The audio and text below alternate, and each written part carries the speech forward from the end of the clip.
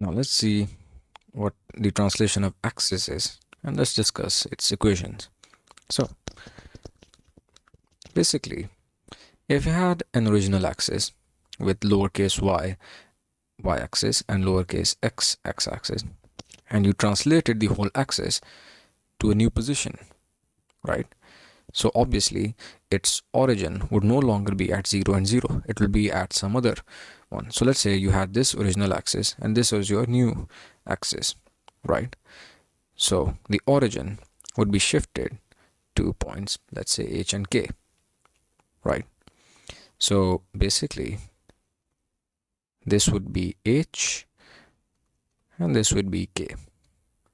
Okay, well, now that you have your new origin, you have your new axis as well.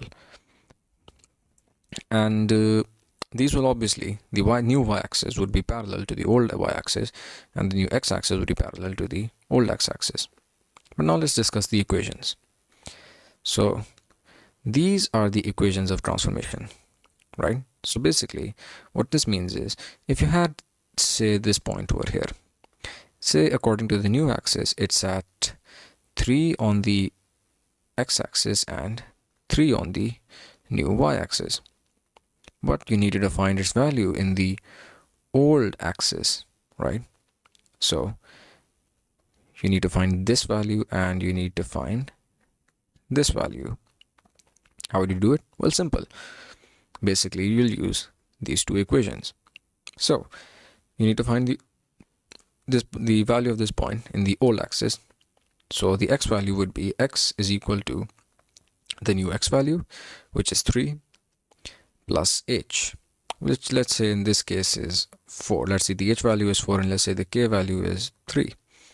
So x, the position of this point in the old axis would be x is equal to 3 plus h, so 3 plus 4, which is 7.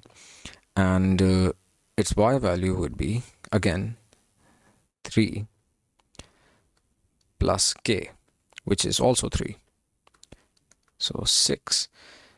So this point x here is 7 and this point y here is 6, and so this has the value of this point, the coordinates of this point in the old axis would be 7, 6, and that's really about it.